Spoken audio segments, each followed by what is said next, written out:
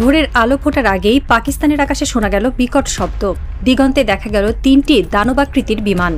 C-17 Globemaster 3 Boeing নির্মিত বিশ্বের অন্যতম আধুনিক ও শক্তিশালী সামরিক পরিবহন বিমান। হাই উইং, 4 ইঞ্জিন, স্ট্র্যাটেজিক ও ট্যাকটিক্যাল এয়ারলিফটার। দূরপাল্লার ভারী কার্গো, সৈন্য ও সরঞ্জাম দ্রুত পৌঁছে দিতে সক্ষম এই দানব। 1991 সালের 15 সেপ্টেম্বর প্রথম উড্ডয়ন। 1995 সালের 17 জানুয়ারি আনুষ্ঠানিকভাবে যুক্তরাষ্ট্রের সামরিক বাহিনীতে যুক্ত হয়। 1991 থেকে 2015 সাল পর্যন্ত যুক্তরাষ্ট্র 280টির বেশি C-17 তৈরি করেছে। একটি C-17 বহন করতে পারে 77,500 কেজি পণ্য, একসঙ্গে 3টি আব্রাহাম ট্যাঙ্ক অথবা 18টি হেলিকপ্টার অথবা 134 জন সৈন্য।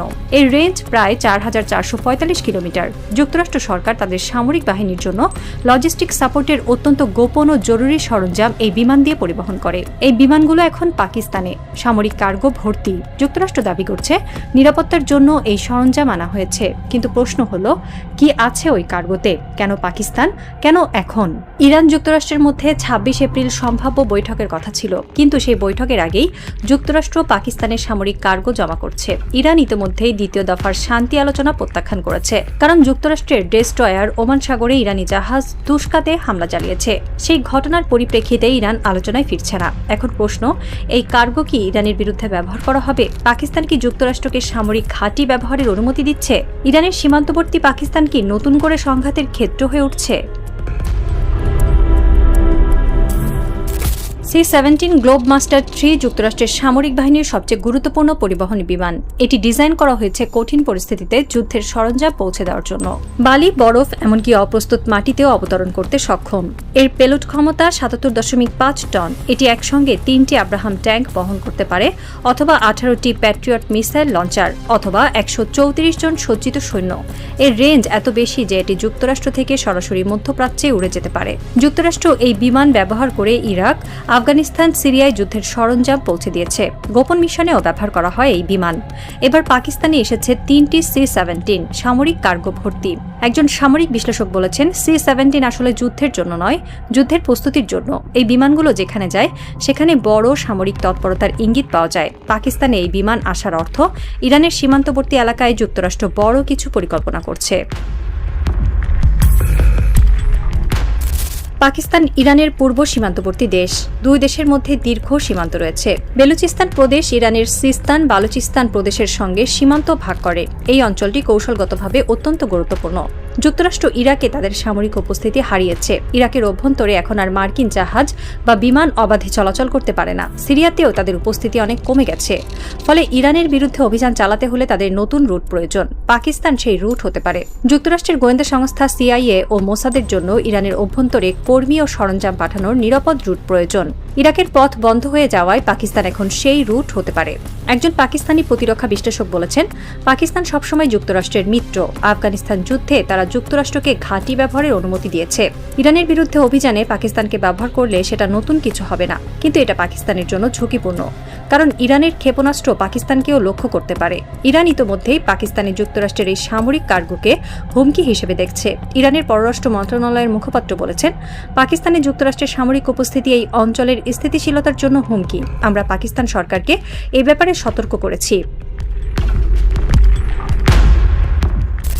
যুক্তরাষ্ট্র তাদের এই পদক্ষেপের ব্যাখ্যা দিয়েছে। তাদের দাবি, পাকিস্তানে আসন্ন বৈঠকে অংশ নেওয়া মার্কিন কর্মকর্তাদের নিরাপত্তার জন্য এই সরঞ্জাম আনা হয়েছে। কিন্তু এই ব্যাখ্যা বিশ্বাসযোগ্য নয়, কারণ যুক্তরাষ্ট্রের ভাইস প্রেসিডেন্ট পাকিস্তান সফর বাতিল করেছেন। তিনি আলোচনায় অংশ নেবেন না। তাহলে কর্মকর্তাদের নিরাপত্তার প্রশ্ন আসে কিভাবে?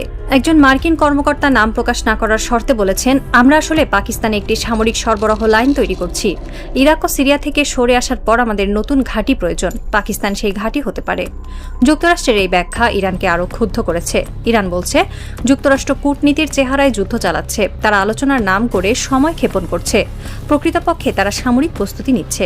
ইরানের সর্বোচ্চ নেতা আয়াতুল্লাহ মোজতবা খামেনি এক ভাষণে বলেছেন, আমরা যুক্তরাষ্ট্রের সব ফন্দি বুঝতে পারছি। তারা আলোচনার টেবিলে বসে আমাদের বিভ্রান্ত করার চেষ্টা করছে, কিন্তু আমরা সজাগ আছি। তাদের সব প্রস্তুতি ব্যর্থ হবে।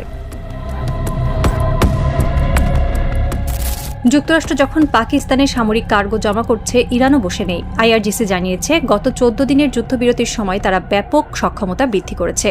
ইরান তাদের মিসাইল লঞ্চিং সক্ষমতা দ্রুত গতিতে বাড়িয়েছে। পূর্বে যেখানে ইরান একসঙ্গে সীমিত সংখ্যক মিসাইল উৎক্ষেপণ করতে পারত, এখন তারা আরও বেশি মিসাইল উৎক্ষেপণ করতে সক্ষম। নতুন লঞ্চিং সিস্টেম তৈরি ও অ্যাসেম্বল করা হয়েছে। আরও গুরুত্বপূর্ণ বিষয় হল, যুক্তরাষ্ট্রের হামলার কারণে যেসব মিসাইল লঞ্চার মাটির গভীরে টানেলের নিচে আটকা পড়ে গিয়েছিল, সেগুলো ইরান পুরোপুরি উদ্ধার করেছে। 14 দিনের যুদ্ধবিরতির সময় তারা জরুরি ভিত্তিতে খনন করে তাদের মিসাইল লঞ্চিং সিস্টেমগুলো উদ্ধার করে। এছাড়া ইরান তাদের আকাশ প্রতিরক্ষা ব্যবস্থাকে ঢেলে সাজাচ্ছে। চীন থেকে তারা এক্স ব্যান্ড রাডার সংগ্রহ করেছে। এই রাডার অত্যন্ত নিখুঁতভাবে মাটির কাছাকাছি দিয়ে উড়ে আসা যুক্তরাষ্ট্রের যে কোনো ধরনের ড্রোন বা ক্রুজ মিসাইল শনাক্ত করতে পারবে। ইরান এই রাডারকে তাদের কিল চেইনের সঙ্গে যুক্ত করছে, যাতে যে কোনো আগত হুমকি সঙ্গে সঙ্গে বিশ্লেষণ করে তার বিরুদ্ধে পদক্ষেপ নেওয়া যায়। একজন ইরানি সামরিক কর্মকর্তা বলেছেন, আমরা যুক্তরাষ্ট্রের যে কোনো হামলা মোকাবেলায় প্রস্তুত। তাদের পাকিস্তানি কার্গো আনা হোক বা অন্য কোথাও প্রস্তুতি নেওয়া হোক, আমরা তাদের আগেই ধ্বংস করতে সক্ষম। এই উত্তেজনার মাঝেই ডোনাল্ড ট্রাম্প নতুন করে হুমকি দিয়েছেন। তিনি বলেছেন, ইরান যদি যুক্তরাষ্ট্রের সঙ্গে কোনো সমঝোতার চুক্তি না করে, তাহলে ইরানের বিদ্যুৎ কেন্দ্র ও বড় বড় সেতু উড়িয়ে দেওয়া হবে। ট্রাম্প দাবি করেছেন, যুক্তরাষ্ট্র একটি ন্যায্য ও যৌক্তিক চুক্তির প্রস্তাব দিয়েছে। ইরান তা গ্রহণ করবে বলে তিনি আশা করেন। অন্যথায় ইরানের গুরুত্বপূর্ণ স্থাপনাগুলোর ওপর আঘাত করা যুক্তরাষ্ট্রের জন্য বাধ্যবাধকতা হয়ে যাবে। ট্রাম্প ইরানের বিরুদ্ধে যুদ্ধবিরতি লঙ্ঘনের অভিযোগও তোলেন। তিনি বলেন, হরমুজ প্রণালীতে ইরান গুলি চালিয়েছে। তারা একটি ফরাসি জাহাজ ও যুক্তরাজ্যের একটি মালবাহী জাহাজকে লক্ষ্য করে গুলি ছুড়েছে। এটা চুক্তির চরম লঙ্ঘন। ইরান বলছে, যুক্তরাষ্ট্রের জাহাজ প্রথম আমাদের জাহাজে হামলা চালিয়েছে, আমরা শুধু আত্মরক্ষা করেছি। ট্রাম্প আরও বলেন, যুক্তরাষ্ট্রের অবরোধের কারণেই হরমুজ প্রণালী কার্যত বন্ধ। ইরানের ঘোষণা আসলে যুক্তরাষ্ট্রকেই সহায়তা করছে। এই বক্তব্য ইরানকে আরও ক্ষুব্ধ করেছে। ইরান বলছে, ট্রাম্প বাস্তবতা উল্টে বলছেন। যুক্তরাষ্ট্রই আন্তর্জাতিক আইন লঙ্ঘন করছে। ইরান তার অধিকার রক্ষায় দৃঢ়। পাকিস্তান এই সংকটে গুরুত্বপূর্ণ ভূমিকা পালন করছে। একদিকে তারা যুক্তরাষ্ট্রের সঙ্গে সামরিক সহযোগিতা করছে, অন্যদিকে তারা ইরানের সঙ্গেও কূটনৈতিক সম্পর্ক বজায় রেখেছে। পাকিস্তান ইরান যুক্তরাষ্ট্রের মধ্যে মধ্যস্থতাও করছিল, কিন্তু যুক্তরাষ্ট্রের এই সামরিক কার্গো পাকিস্তানে আনা পাকিস্তানের অবস্থানকে জটিল করে তুলেছে।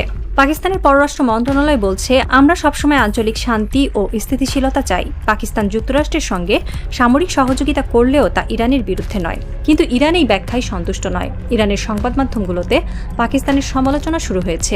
ইরানি জনগণ পাকিস্তানের বিরুদ্ধে ক্ষুব্ধ। একজন ইরানি নাগরিক বলেছেন, পাকিস্তান আমাদের প্রতিবেশী, তারা আমাদের মিত্র হওয়া উচিত, কিন্তু তারা যুক্তরাষ্ট্রকে আমাদের বিরুদ্ধে ব্যবহার করতে দিচ্ছে, এটা বিশ্বাসঘাতকতা। পাকিস্তান এখন চরম চাপে। তাদের একদিকে যুক্তরাষ্ট্রের চাপ, অন্যদিকে ইরানের ক্ষোভ। তারা কোন পথে হাঁটবে সেটা এখন দেখার বিষয়। 14 দিনের যুদ্ধবিরতি কার্যত শেষ। যুক্তরাষ্ট্র ইরানি জাহাজে হামলা চালিয়ে যুদ্ধবিরতি লঙ্ঘন করেছে। ইরান পাল্টা হামলা চালিয়েছে। ট্রাম্প আবার হুমকি দিচ্ছেন। যুদ্ধবিরতি আর টেকসই নয়। একজন সামরিক বিশ্লেষক বলেছেন, এই যুদ্ধবিরতি ছিল কেবল সময় বাজেয়াপ্ত করার কৌশল। যুক্তরাষ্ট্র তাদের অস্ত্রের ভান্ডার পূরণ করতে চেয়েছিল। ইরান তাদের মিসাইল লঞ্চিং সিস্টেম উদ্ধার করতে চেয়েছিল। দুই পক্ষই তাদের লক্ষ্য অর্জন করেছে। এখন আবার যুদ্ধ শুরু হতে পারে। ইরান ইতিমধ্যেই হরমুজ প্রণালী বন্ধ ঘোষণা করেছে। বিশ্ববাজারে তেলের দাম বাড়ছে, মুদ্রাস্ফীতি বাড়ছে, মানুষ কষ্ট পাচ্ছে, আর এই কষ্টের মাঝে এই যুদ্ধের দামামা বাড়ছে।